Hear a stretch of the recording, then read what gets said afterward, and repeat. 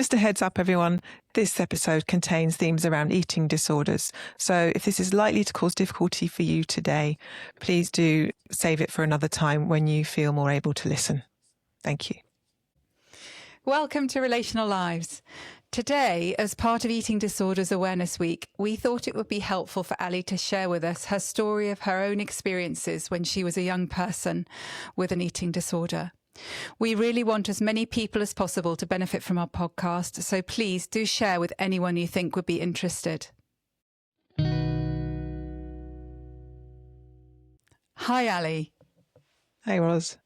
Thank you so much for doing this. I think it's going to be a really helpful episode for people to hear your story. I think when we hear personal experiences, and particularly from therapists, because I think sometimes we can be seen in a certain way, can't we? But it's a sort of really, really helpful for people to hear the human element of our lives. Hope so. It does feel a little bit uncomfortable talking about this, because I'm just not naturally comfortable sharing my own story anyway. But I think if it will be helpful for other people, then I'd like to do that. I think that's, and I really appreciate the risk and sort of courage it's taking for you to do that. And also, even with what you've said, how helpful it is for people to understand that even, us and going maybe into our own therapy, that it isn't easy. It isn't easy sometimes to talk about difficult things and difficult experiences in our lives. And I think you're really modelling that and the courage it takes to. I think people can imagine that we're therapists, so it really comes naturally and easy to us. Yeah. But I certainly don't find it that easy. No. Sit the other chair. Yeah, no, I can appreciate that. So thank you. So Ali, could you just maybe give us a little bit of an idea of how your eating disorder kind of started, as it were? What started it off? Well, I think everyone's is different. So this is going to be my personal story, and maybe starts in a very different place to a lot of other people's. But it began for me when I was suffering with emetophobia from quite a young age. So for people that don't know, that's fear of vomiting, like a phobia of vomiting. And it can be very, very severe and very debilitating, and very, very scary, especially when you're a child. And for me, that meant that, like in a child's mind, I thought, well, if I don't eat, or if I don't eat much, then surely I won't be sick. It makes no sense now, of course, because I'm an adult and I understand that. But when you're a child, you don't think like that. So it really began like that. But I was so ashamed of it because, you hear of other people's phobias, spiders, heights, all those things that are really common. But nobody at the time was talking about some of these less common shared phobias. Well, now I know that it's actually quite common. Mm-hmm. So feeling, I imagine, very on your own. Oh, yeah. Yeah. It was very, very scary. And my parents didn't understand it. And why would they, right? They didn't understand. I mean, this is back in the 80s. Mm-hmm. So there wasn't so much awareness at all then, was there?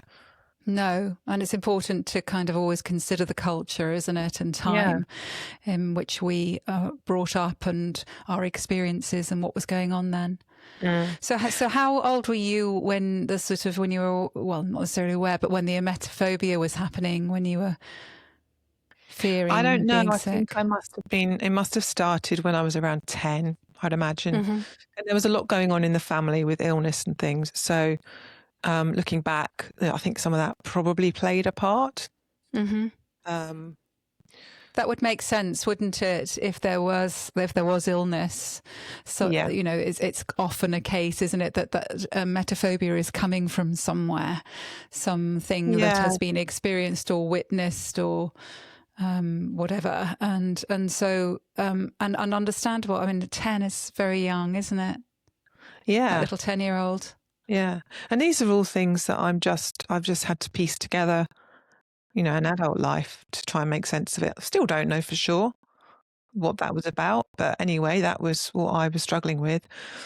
And so I was just not eating as much. And if I remember back, I think as a child, I was always quite what you might call well-built in comparison to my friends and my sister.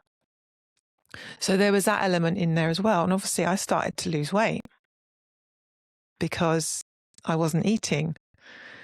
So then that part started to come in where I was like, oh, okay, I'm losing weight, and this feels good as well.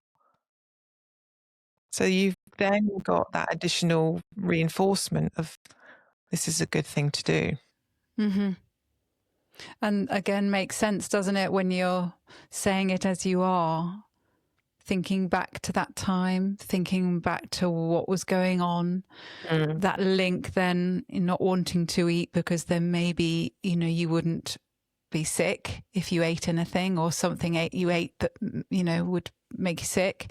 And then noticing that you were losing weight, aware that there have been comparisons, I guess, going on around you in your mind, noticing what you looked like compared to others, losing weight.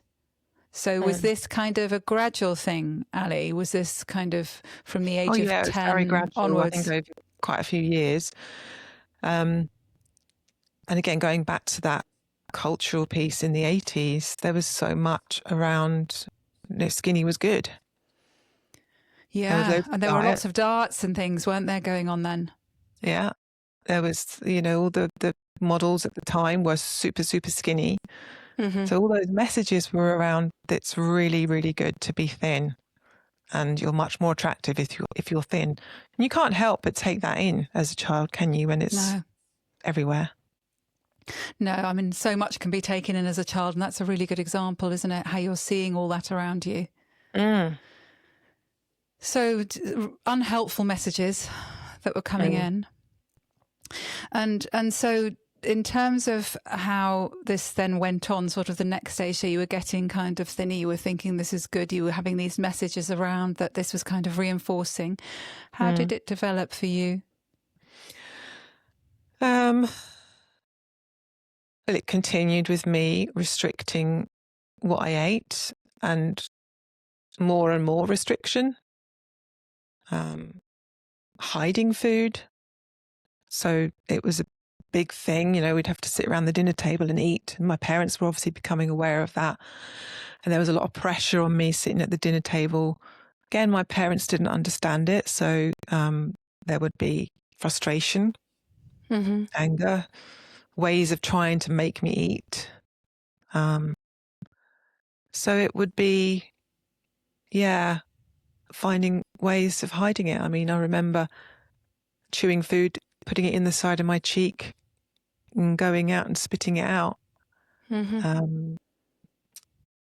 I remember having toast in the morning. I used to love toast before the eating disorder. I used to eat lots of toast.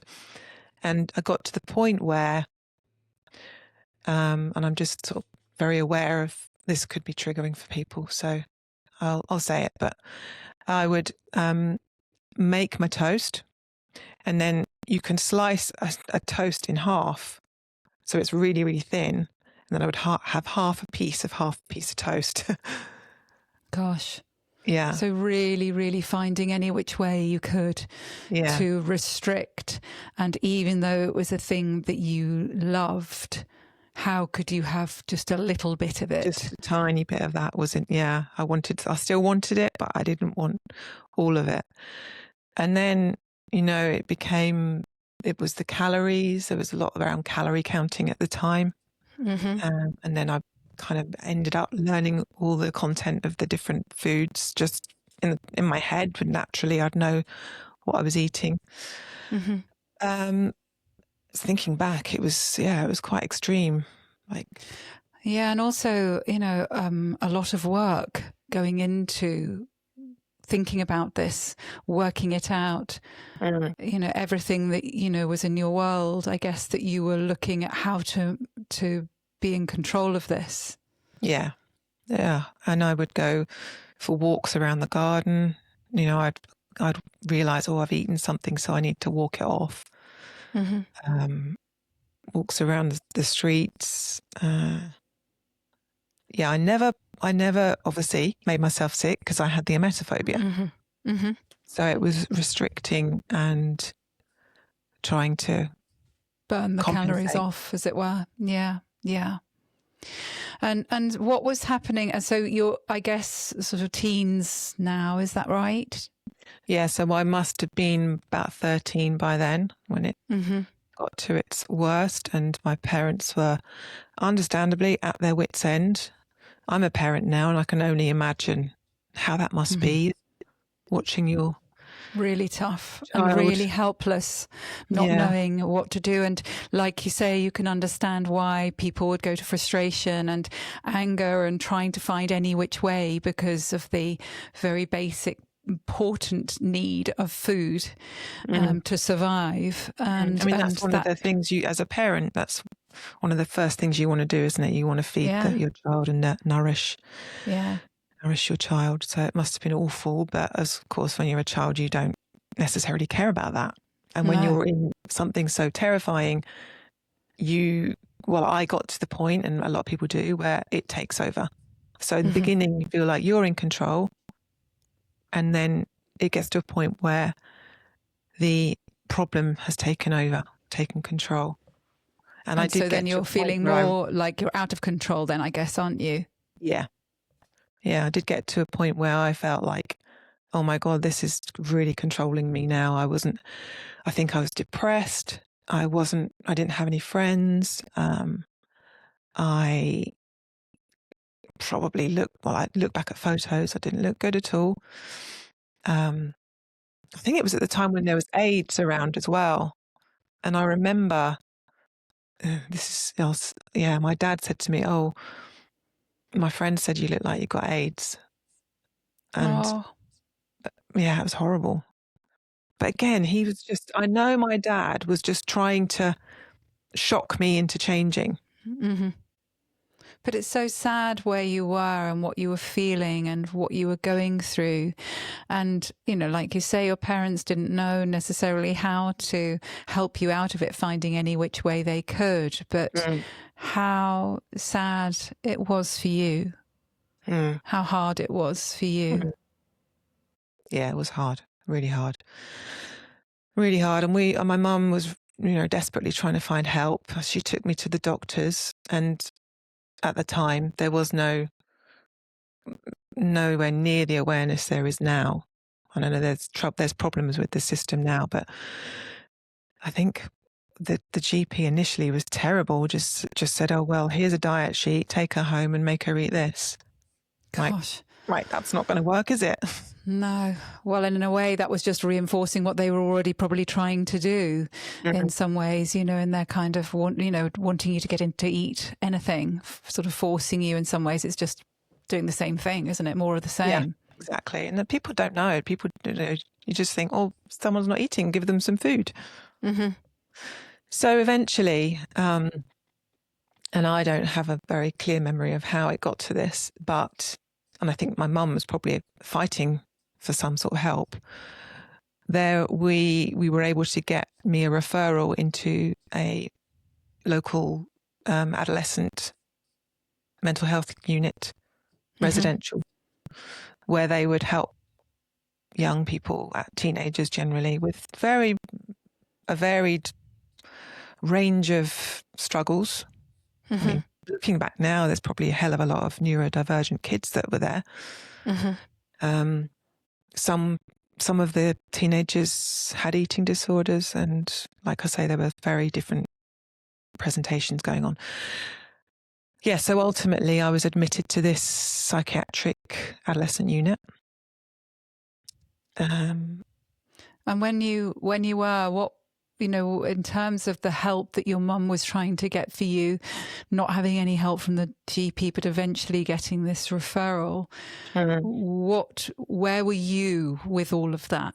How did you feel about it? Was it that you were wanting to kind of get some help, bearing in mind you knew how kind of out of control things were, or was there a resistance from you? Again, I can't remember very clearly, but I do know that I got to the point where part of me was desperately wanting some different kind of help, because I felt so awful physically, emotionally, mentally. I think I was a very low weight. I'm not going to say it, but I was quite a low weight. So I'd got to the point where, I was desperate for something to change, but also terrified of that change. And I knew that going into this place would involve being made to eat. Which I guess was also potentially activating, again, I don't know where you were with your emetophobia then. I guess that was coming into the mix too, that you knew that that was going to happen. Yeah. Yeah, 100% it was. Yeah. So being admitted there, and that was November 1987. Great music at that time, by the way. I very clearly remember all the music in 1987. That sounds like that was something that, maybe you could share a bit later, but, maybe something that helped you. Yeah. Yeah, absolutely it did. So being admitted there, I remember it was very traumatic, realizing that I was going to, because it was quite brutal, really, when I think about it. I was dropped off, and I wasn't allowed to have, there was no mobile phones back then, of course. There was just landline phones. And I was told I would have no contact with my family, which was terrifying because I was quite an anxious child anyway. And also that I wouldn't have any. To give a bit of context, this adolescent unit, the children could go home at the weekends. So you're in there for the whole week, and then you'd go home for the weekends. But with the kids with eating disorders, you had to put on a certain amount of weight each week to be able to go home. Wow. Okay. So they were using that as one of the strategies to try and get you to eat. Yeah. It's like, yes, you have to put on this to go home. And I was a very compliant child. Very, I wanted to please. I wanted to follow the rules. So in some ways it worked for me because I wanted to get out for the weekend. But I guess there's some people that wouldn't work for. Well, some kids didn't want to go home for the weekend because they were just going home to not a very nice family. Yeah. So it did involve a lot of, not force feeding. I can't really call it force feeding, but they basically would sit you down and say, right, this is your food, eat it or you're not leaving the table. And I remember that first breakfast there, bearing in mind I'd been having a thin piece of Melba toast with a scraping of jam on it, not even a full piece.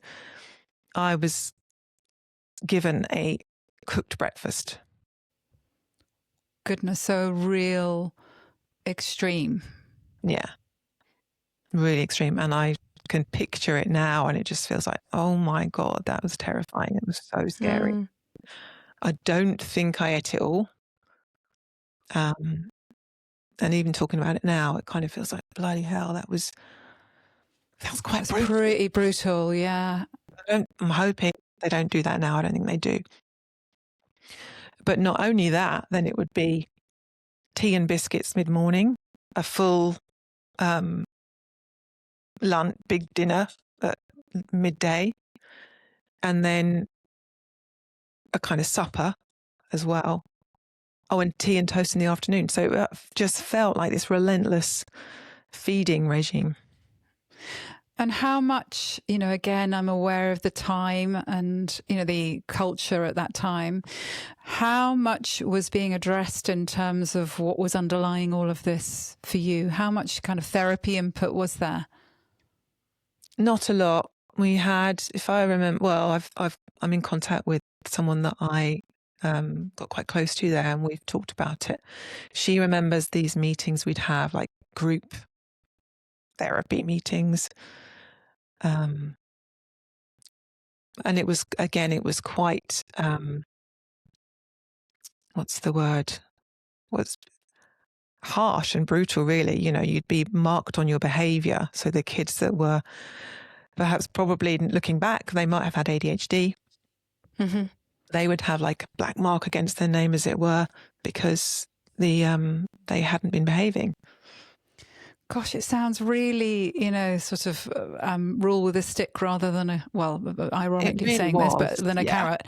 It sounds really harsh. It sounds like an environment where bearing in mind how a lot of, the kids you would have been feeling that there was you talked about illness at home, you talked about things going on, about your sensitivity, as a person, your personality, as it were, what that was like, and then being put into an environment that sounds really clinical and harsh, rather than really trying to understand what was going on underneath. Yeah, it was, I guess the sounds word very is behavioural. It was very behavioural. Yeah, and I don't have very clear memories of that time at all, and I don't know if there are, if there's a reason for that. I think there probably is. I think I probably have dissociated. I probably dissociated quite a lot to cope with it, thinking back. That sounds really hard with, you've got one strategy with, controlling your eating, controlling your fear of vomiting, and then, this next strategy that's kind of really trying to keep you all behaviourally controlled, I suppose, in a way, isn't it? It sounds so. The word harsh, I know I've said it before, but it sounds so harsh. It was harsh. It was behavioural, and it was quite I don't think there were many of these places in the country doing this at the time. So I think it was a fairly newish type of way of helping, seemingly trying to help children, teenagers. But yeah, going back to the context, it was what they knew at the time, I suppose.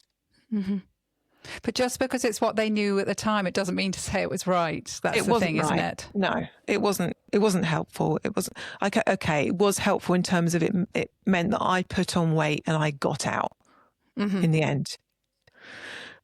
The other thing that I did get from it, which is really important and really relevant for the theme of the Eating Disorders Awareness Week, is a sense of belonging and community.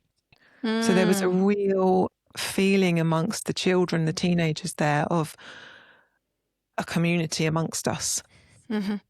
We were all children who were struggling, and we all were together in this environment. And there was something really important and special about that. And were they, in a way, the only kind of people who got you? It felt like it, yeah. It felt like it was whereas at school I always felt like I don't really belong here. I don't know who my people are. But in here, I felt eventually, this didn't happen straight away. It just, we bonded. We bonded. A lot of us got really close. And that's something really important, isn't it? Like you're saying that, it's kind of how do we all find, however small or large it is, our community to feel like we can have some kind of sense of belonging. Yeah, so such an important thing that I got from that time. I didn't get recovery from an eating disorder, as you'll hear, but I did get that first feeling of, oh, okay, I can be liked for who I am, even with all this shit that I've got going on. Very powerful, actually, isn't it? Mm. Yeah. And so in terms of outside of that group, you know, how was things that were going on for you and being there and your eating disorder, how did that change your relationships with any other sort of friends that you had or and your family? Well, like I say, nobody really understood it. I get that. So I think I felt very distant from any friendships I had at school. I don't remember much I don't have a clear memory of things, but I do remember that. And my family didn't know what to do. They didn't understand it. My sister, I think she would admit she resented me because I took up a lot of energy in the family. I was seen as the problem because I was a problem, but I guess you can take that on as I am the problem. So nowhere else did I feel like I was okay, really, which feels really sad to admit. It does feel really sad. So how was it for you going home at the weekends? Hard. Eventually it was hard because I didn't have that at home, that feeling of belonging. So was there a part of you that wanted to stay in a way with the group that you kind of felt like you were attaching to more? Yeah, I think so. And were you not going back in? Were you at this stage? You were there as an inpatient, effectively, and in terms of your schooling, because just what sort of age are you around now? 15, 16? So I would have been 14. 14. Okay. So you had how long in that place? 4.5 months. Okay. So they had a schooling system. It was really not school, you know, it was just a bit of structure to our day, I suppose. But I missed a big chunk of my GCSE years. I did scrape through my GCSE. I did okay with my GCSEs, but yeah, so there was a kind of school system there. Okay. So how did you get, so you were, I guess, like you say, it didn't necessarily help with the eating disorder that you had, but it meant that you put on weight. I put on weight, so I was compliant. I did what I was told. I followed the rules. You know, there were weeks when I couldn't go home for the weekend because I didn't put on weight. And eventually I put on enough weight to go home. And what was that like?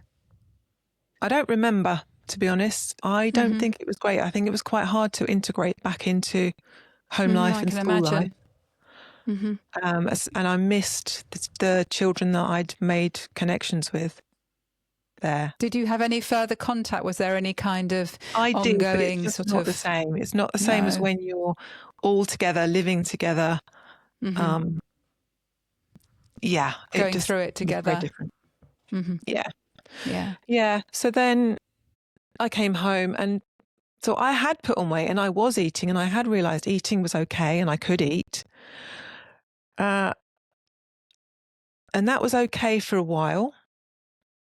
Up until I think I was 17, 18.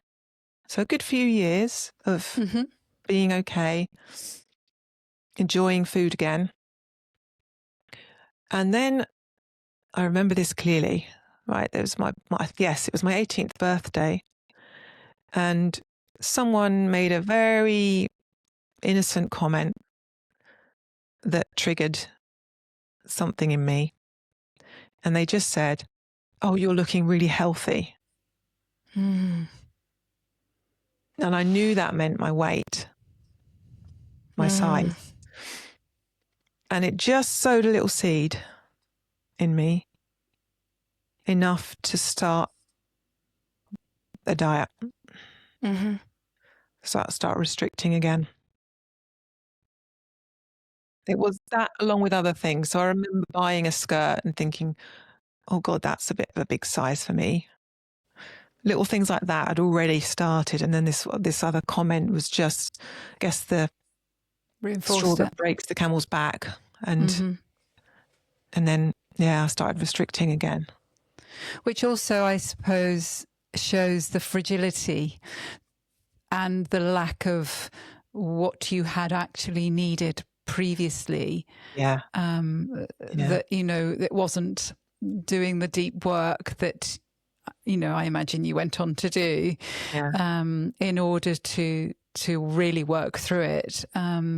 It kind of shows that, doesn't it? It highlights it, that it didn't take maybe a few things, but not too many things and not too big an obvious thing. Mm-hmm.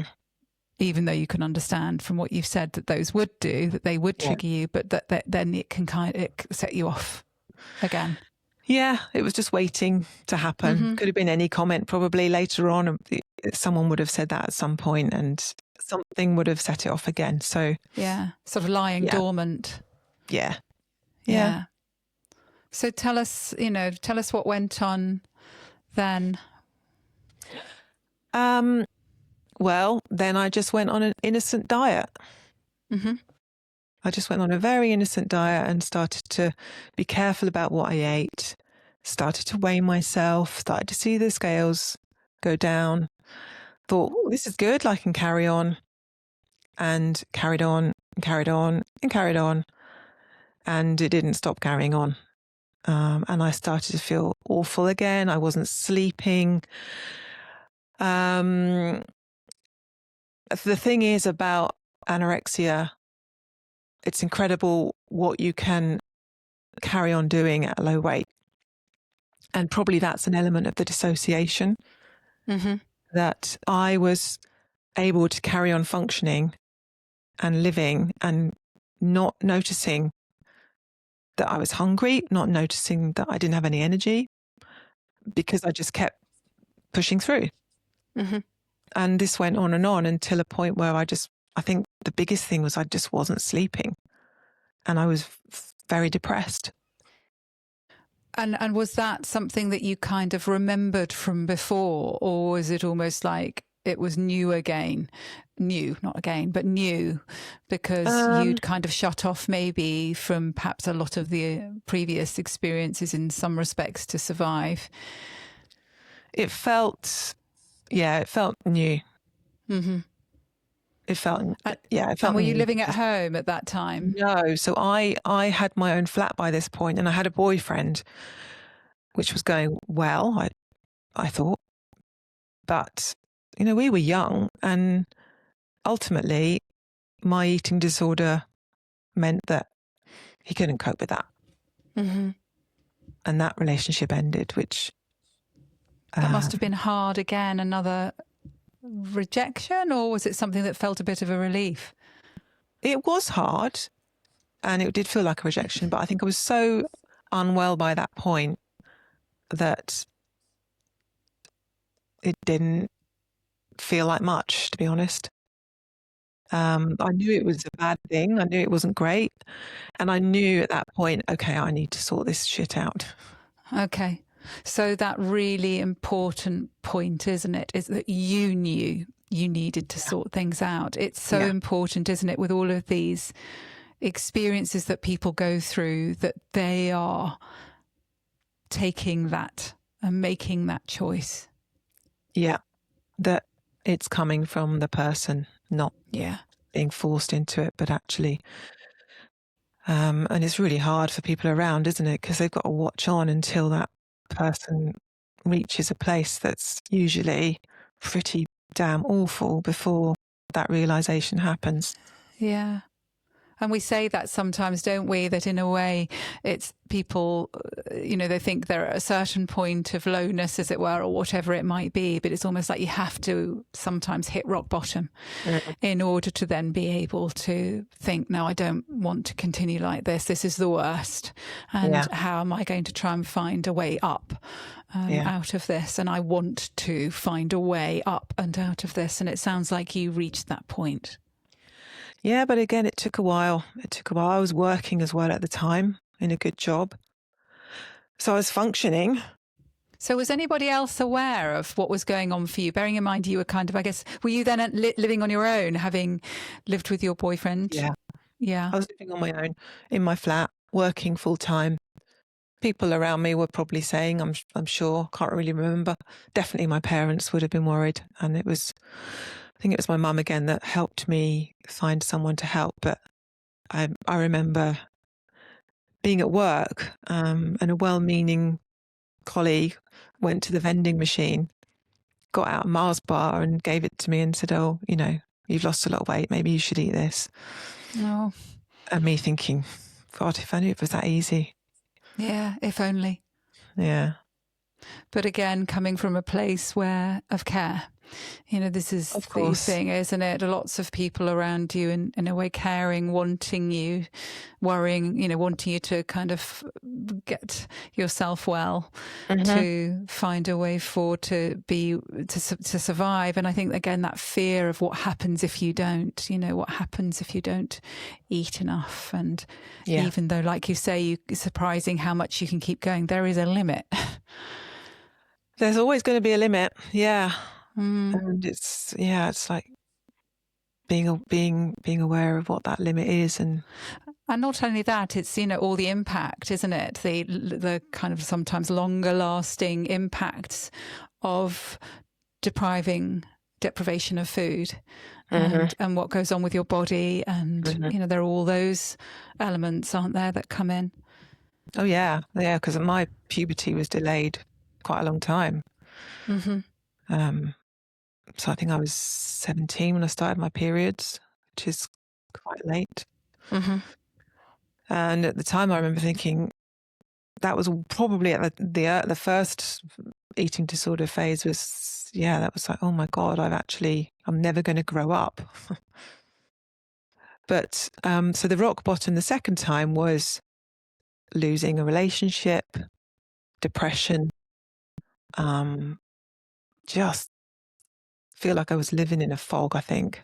And losing friendships as well. People didn't want to be around me. Didn't know what to do. I didn't really care, And again, reinforcing, I guess, you got to the point where you didn't care, but it's also reinforcing that aloneness, isn't it? And not having any community around you to help you, as you did in a way in the first situation, in the first time, part of the that then at all. So how did you, what, in a way, what helped you towards, I can hear that you said, I knew that I needed to do something. I knew I needed to kind of help myself. So what was it that helped you towards recovery? I think I went to my mum and I said, look, I need help. Wow, what a really big thing to be able to say. I need help. I was pretty desperate by then. I appreciate that. And I think it must have taken so much to have done that. I need help. They're really important 3 words, aren't they? I need help. I really did. Because I tried, at that point, when I recognised this was bad, I had tried to get out of it myself because I didn't want to go into therapy or, end up back in somewhere like that, although there was good bits of it. I didn't want to be force-fed. So then my mum did some research. I mean, my mum's great at this. She will fight for things. And she found an NHS cognitive behavioural therapist that specialised in eating disorders. Mm-hmm. And we managed to get some sessions with me, which was great. And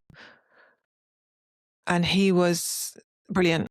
I still remember him, and he changed my life because it was so different. It was, okay, you're in charge this time. You want to get through this. Let's look at it together. Let's understand it. And let's look at what you can start to do differently. And it was all, the whole framing of it. And this is how I work with my clients with eating disorders, especially, adults anyway. You get to control this. This is a really important part of it. You want to get better. You know what that involves. So let's collaboratively look at this. Mm-hmm. And that made a big difference to how I could do it. You also not just got the person saying, empowering you, with those words, but also that word collaboratively. It's like, even though, they're not your friend or whatever, but there is something around doing something together. Yeah. Having somebody alongside you where you're not on your own. Yeah, it felt like we were a team working on this. And working for you in the way that you would be prepared to go forward. Mm-hmm. Yeah. Yeah, so initially it started off with, because it's important for people to hear, right, that when you have a restrictive weight loss eating disorder, losing weight and not eating impacts your brain's ability to think clearly and process information and make good choices. Mm-hmm. Like if you're at a low weight, you can't necessarily engage in that deep therapy that needs to happen because your brain can't function properly. So the initial part of it is going to be, we need to work on the eating, and we need to work on you getting nourishment in you and gaining weight so that your body and brain are functioning enough to then do any deeper work. Yeah, which makes so much sense, doesn't it? Yeah. And that's why there's that important combination, isn't there? And it sounds like the experiences when you were an inpatient was perhaps doing the one and not the other. Yeah. And I guess that, like you're saying, to be able to get the brain to be able to be functioning enough to be able to engage in what has led to this and understanding and being with yourself differently. Yeah. That the combined part is the important thing, maybe in order, but actually you can't necessarily have one without following the other. I would go as far to say as you cannot have the deep work alongside the eating, increasing the eating and nourishment either. You have to do that bit first. If your eating disorder means you're at a low weight, you're not eating, because not every eating disorder presents like that. No.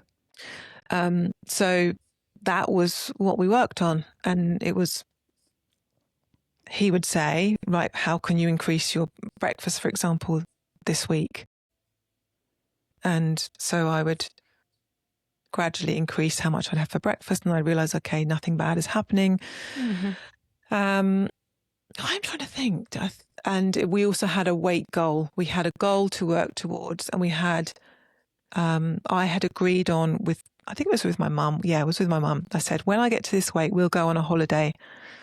And so there was incentives for me along the way. Yeah. So that it doesn't just feel scary. It feels like, okay, there's some good stuff to look forward to. Yeah, that makes so much sense. And like you say, the way that therapist worked with you and empowering you to be in charge, as it were, of what you were able to do, and you finding ways to do that. Mm. You then increasing your thinking in a behavioural, practical way of how you could do it, but also how that would help build your resources, emotionally, I guess, to be able to then take the next step and the next step. Yeah. Yeah. Yeah. So he was brilliant. And I did get up to my goal weight, which now sounds like actually quite a low weight, but it was significantly higher than what I was. And yeah, so I started to feel better within myself as well. It's so different, right? That when I was putting on weight and I was eating, my mood lifted. The impact of not eating is so great that you don't see it when you're in it, because it's gradual and you're not really functioning properly. Well, it's also because you're not getting, all those things, like you say, all the nutrients and everything else and everything to survive, but also you're not sleeping. The impact of all those other things is contributing to all of that too, isn't it? Yeah, totally. Yeah. So real contrast in that low mood, and then recognizing that you were feeling different. I was feeling different. I was sleeping better. Things were just improving. So that's always, that positive feedback loop is then again reinforcing, okay, this is okay. This is good. Yeah. So looking back now as a therapist to that time, when you were going through all of that, what do you understand about yourself now that you didn't necessarily know then? Well, I'm still figuring that out. Yeah. I understand. And I guess that's really important, actually. It's a journey, isn't it, with everybody, and there are other things that can come into life and can shake things up again and whatever. But yeah. I understand that I haven't shared this with you, but it's been something I've been thinking about, so I'll bring it in. The neurodivergent part, I'm considering whether I certainly have autistic traits, and whether that was actually part of what wasn't being recognized in me as a child. And that's what I mean by I'm still trying to piece this together. And it's a puzzle, isn't it? It's never one thing. It's so many different things. Yes, of course. And again, I imagine, as therapists, we are learning all the time. And in that respect, then altering and adjusting and adapting in the way that we work with more understanding. And of course, that understanding isn't just on the outside. The understanding is on the inside too. And there is so much more now, isn't there? Certainly around neurodiversity. And so it would make sense for you to put some of those things together and think, okay, where does this fit actually with me? And like you say, recognizing perhaps all the other people that were there, a lot of neurodiversity that was undiagnosed, no doubt, and how your part in fitting into that is and was. So interesting learning for you, an interesting stage, I guess, for you to make more sense of things. Yeah, it's just a way of trying to make sense of a lot of things, but a part of that eating disorder aspect, being around not knowing how to put words to what I was feeling, or being overwhelmed by feeling, and finding different ways of trying to cope with that. So I think there's just lots of pieces as I look back. There's a lot going on in the family. There was illness in the family. There was my natural personality. There was my family's personality. There was the 80s diet culture. So much that could have been influencing. And I think this is the case with everyone, isn't it? There's just not one thing. It's just so many things. So many things. And also, therefore, because of those so many things, sometimes other things can be missed. So, if you're thinking in terms of, where are you perhaps on the spectrum, or with any sort of autistic traits that you experience, that wouldn't necessarily have been something that you would have thought of, because there was enough already. There was enough to make sense of it in a way already. Yeah. And so important, that there is often more. Yes. Yeah. Yeah. Yeah. So tell me, Ali, how having had an eating disorder and going through this continued, in a way, journey of understanding that you're going through, how has it shaped you as you sit with clients who come to you with an eating disorder or similar issues? A big part of it is that collaboration. Mm-hmm. Like really just being alongside my client. And we do that anyway, don't we? Yeah. It's a key part of being a therapist, isn't it? Yeah. Being alongside and trying to understand, and kind of that guidance to pushing a little bit more outside that comfort zone. Mm-hmm. But giving the client that control. Mm-hmm. Whilst being, because you don't want to give the client full control. You want to be stretching them a little bit. Mm. So with an element, I guess, of accountability, even if it's their own accountability that they're doing as you're, witnessing them, as it were. Yeah. And that psychoeducation as well. There's some important things that I've learned along the way that I think would have helped me at the time. That piece I said earlier about, well, you're not functioning properly, so you can't do any deep work or any difficult tasks whilst you're malnourished. Which is really important on so many levels, isn't it? Like you say, to be able to go on and do sort of deeper work, to be able to actually physiologically being able to do that, having things in place, but also taking away the blame. Yeah. There's something, isn't there, saying, look, of course you can't. Of course you can't do this thing whilst your brain isn't able to function straight because of what's happening physiologically to you. Yeah. Which I imagine is an important kind of element to it, because I think there potentially could, I guess, be such a lot of shaming and negativity going on towards oneself. Yeah. And I thought I was just a depressed person as well. I just thought, I didn't associate the fact that I wasn't eating with the fact that I was depressed. I just thought, oh, I'm depressed and I'm not eating properly, so I'm a complete and utter fuck up. Yeah. Excuse my Yeah. Yeah.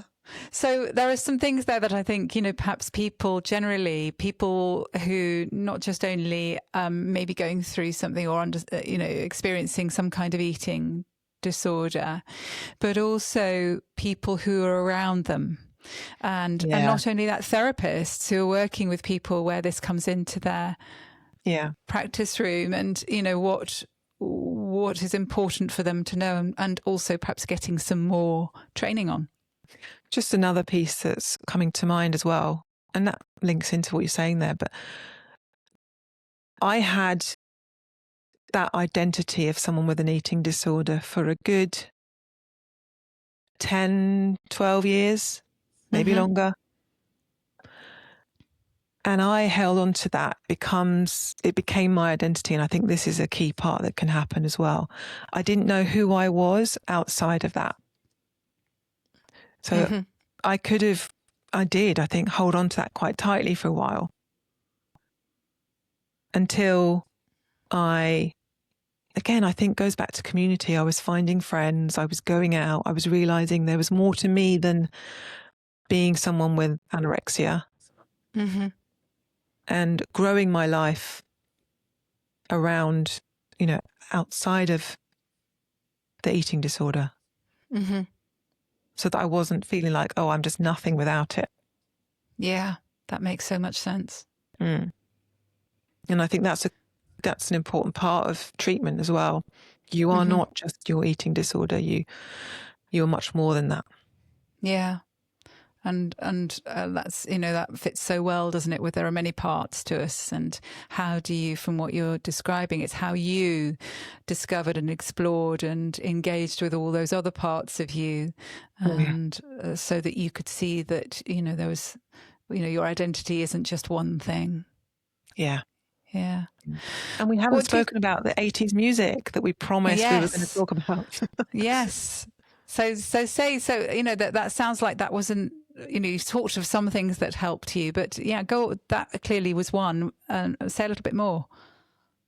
It's one of the very strong memories from being in that adolescent unit, actually, apart from the people, the friends, but was the music. I used to play a lot of music at the time, and do you remember there was always the Sunday evening charts?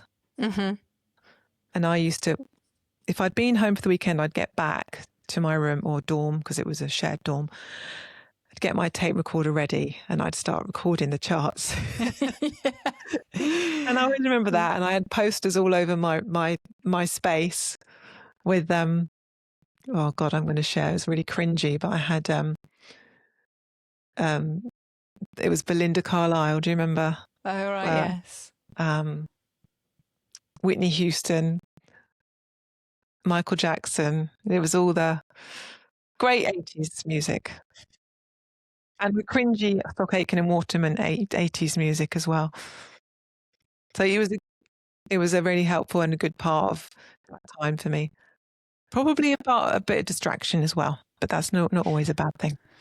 No, especially if it provided some comfort, some consistency, some, like you say, escape in a way from everything that was so hard. Yeah. That it can be. Music so important. I mean, I'm such a, having been a music therapist, and, it's a big part of my career, music being so important in my life in slightly different ways. But, I just think it takes you somewhere else. It really does. And sometimes we need to be taken somewhere else, but also it can take you inside and connect something inside when things aren't necessarily how you want them to be outside, and can get you in touch with some feelings. Yeah, I don't think it was that deep for me. No, but it sounded important. It sounded really important. Yeah. It was. And is there anything else that you think, to leave people who are listening to this and this might resonate with them, or that they have friends that they know of? Are there any things that you think would, you could leave people with that would be helpful? Oh, it's difficult. There's so much I could say on that. What do you think are some key things, in terms of, for instance, how maybe you look after yourself now? Now, I think the key things are fueling my body, mm-hmm. and recognizing that I need to give my body fuel in order to do the things that I want to do in life. And what I put in my body, I want it to be good stuff, but not to the point of rigidity. I'll still have flexibility in there, because that's another thing that can happen. People can become super rigid around what they're allowed to eat or not allowed to eat, which is, very common. If people are listening and they're in the midst of this and they haven't reached out to anyone for help, I would urge you to reach out to someone if you can, or to an organisation. The Beat organisation are really great, and I think they are the company that started Eating Disorders Awareness Week, the organisation. So we'll put that in the show notes. And ideally, go to a GP to, there are NHS eating disorder services which are completely overwhelmed, but it's important to get seen if you need to be seen, assessed, or at least checked, so that you're in the system. Yeah, really helpful and important. And again, reminding people that they are not on their own. And I guess with GPs and with more available services now, albeit that there might be waiting lists on some of those, but there is going to be a greater awareness now. And hopefully things have changed from those years when you were a teenager, that things are done differently now in a less harsh, a kinder way. Yeah. And if people are fortunate enough to be able to afford private therapy, please find someone who is trained in working with eating disorders. It's so important. And there is the CBTE website, which we can put in the show notes, which has a list of therapists trained in CBT for eating disorders. That's not the only form of treatment, but it's a very good evidence-based form of treatment. Yeah, brilliant. And like you say, they sound like really helpful resources, and we'll put those in the show notes. Carers, people that are close to someone with an eating disorder, that's really, really hard. So I would urge you also to seek support. And are there groups for people who are in that role? I think so. I think if you go to Beat again, there will be some resources on there for carers and people that are close to sufferers. Yeah, lovely. Really important. Ali, thank you. It's been really, I'm just so full of admiration for you to not only have gone through what you have and come through in the way that you have, going through so many difficult times, but also having the courage today to share with me and all those listening today. Really, really moving. So thank you. Thank you. So everybody, if you can pass this on to share this, this is so important what Alice shared. Before you say that, yeah, can I just check in with you how it was for you to hear today? My eyes are pricking. It's like I feel really moved hearing what you've been through.